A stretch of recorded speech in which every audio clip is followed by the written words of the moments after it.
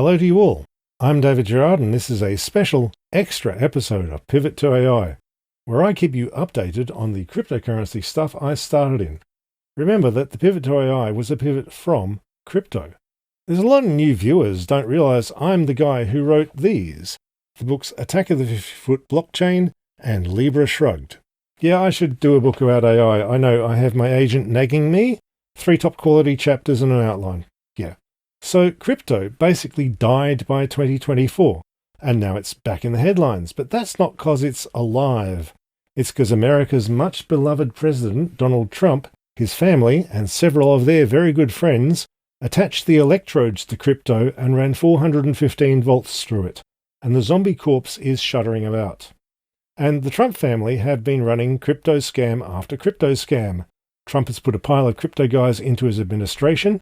The president and the first lady both launched meme coins that they skinned their most loyal followers to buy into, and Mr. Trump just held a dinner you could attend if you held the most Trump coin. Not that he bothered to interact with the top Trump coin holders at the dinner.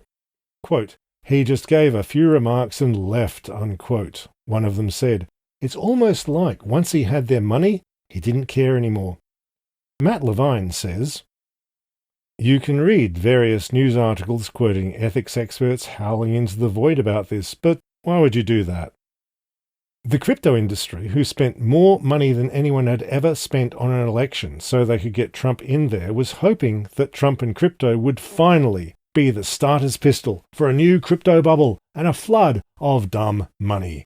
Last year they tried pumping the price higher than ever before, but the fresh suckers did not get into crypto. Even if crypto is being personally endorsed by the President of the United States.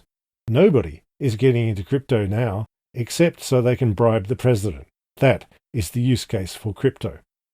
How do we know that nobody's getting into crypto, David? That's a big statement. So we do know, though, because we have numbers we can probably trust from the biggest actual dollar crypto exchange, Coinbase. Now, retail trading, that's ordinary mum and dad consumers, is critical to crypto. That's because you can only get actual dollars out of crypto if someone else is putting in actual dollars. There's no other dollars in the system.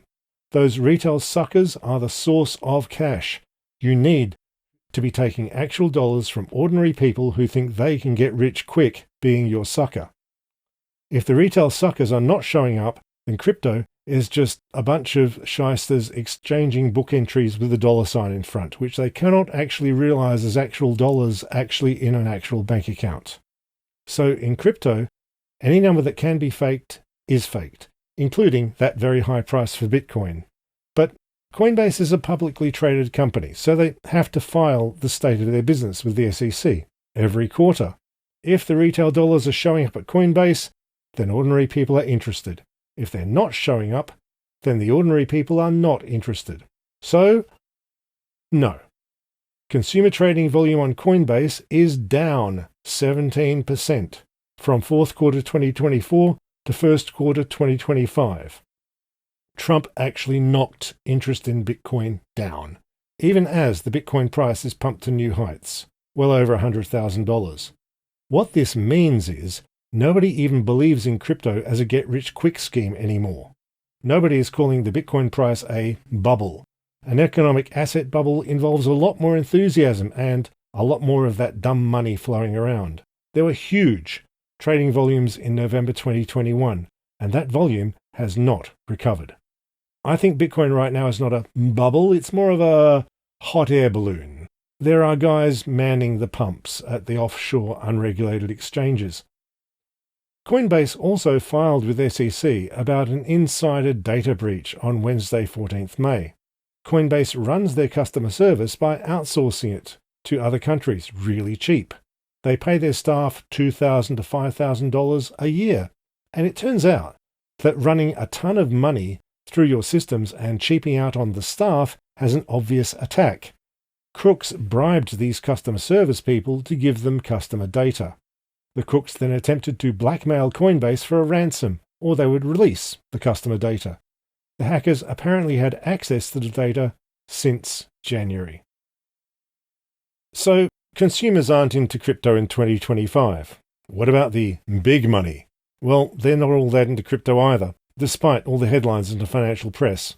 Over at the Pivot to AI blog and on this channel, I wrote up the PitchBook NVCA Venture Monitor for the first quarter of 2025.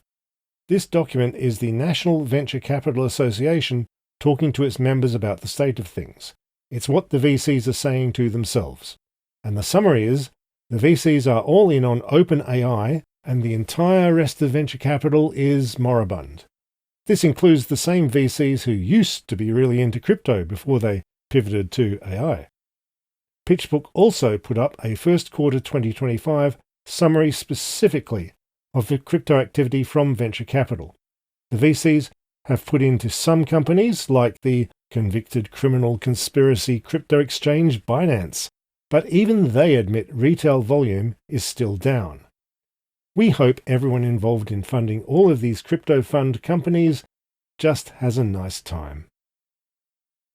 How's the rest of finance? Well, that's getting some crypto too. In early 2023, when Silvergate Bank and Signature Bank were in the process of collapsing, the Federal Deposit Insurance Corporation and the Federal Reserve issued joint advice telling banks to stay the hell away from crypto.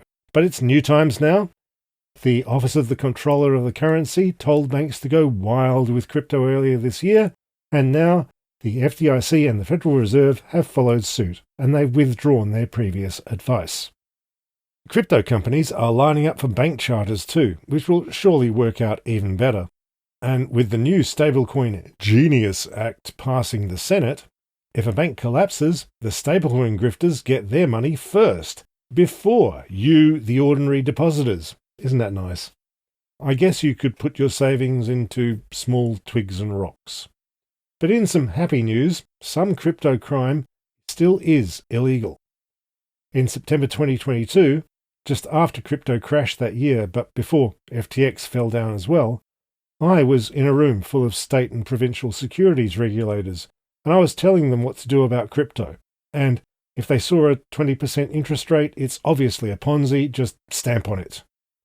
And after the talk, several of these senior bureaucrats told me, without prompting, that their next goal was to put the backside of Alex Mashinsky of Celsius Network in a cell, because Celsius was one of those huge Ponzi's that promised 20% interest in the crypto bubble. They stole everyone's money, and it collapsed in mid-2022. Anyway, Mashinsky just got 12 years. So here's the champagne popping in state government office buildings across the US. Thanks for tuning in to this special crypto interlude. I still have the crypto blog, Attack of the 50-Foot Blockchain, posting occasionally. So thank you all, and I'll see you later for some AI nonsense. Bye for now.